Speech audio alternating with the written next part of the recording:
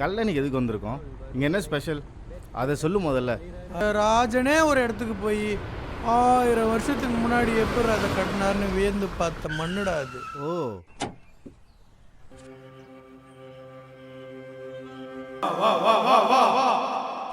ஆமா, காரை பார்க் பண்ணிட்டு பேக்கில் எடுத்துன்னு வா. எனக்கு தெரிஞ்சு இப்போ பண்ண போகிற வீடியோ நல்லா போகும்னு நினைக்கிறேன். வீடியோ பிச்சுக்குன்னு போயிட்டாலும் வயசு பொண்ணுங்க இடுபாடுறதையும் பிரியாணி கிண்டுறதையும் தான் பார்க்குறானுங்க. யோ, நீ அதை தானே பார்ப்ப.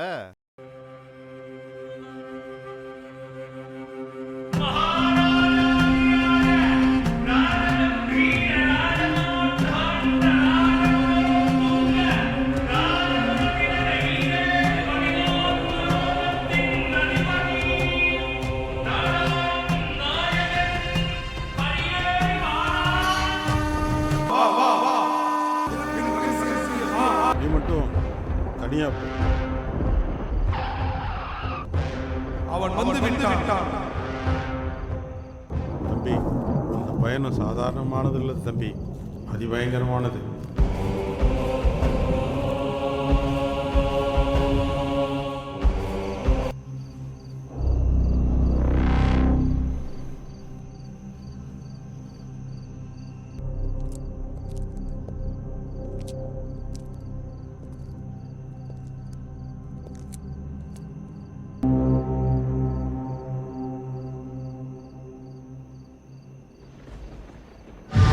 புதல்வரே,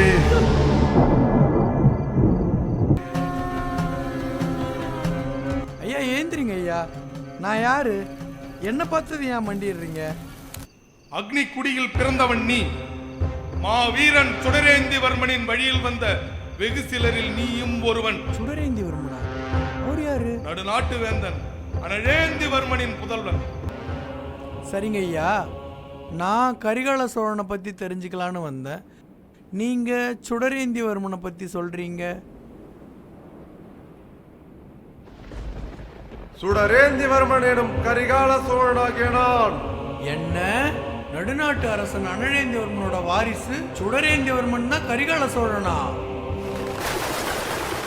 ஐயா, சுடரேந்திவர்மன் எப்படி கரிகால சோழனா மாறினாரு?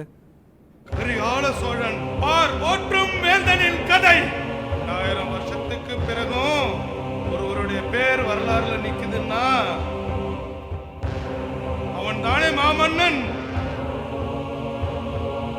அவன் கதை கேட்கிற காது பூக்கும், நெஞ்சு பதறும், இதயம் கதறும், நரம்பு புடைக்கும்.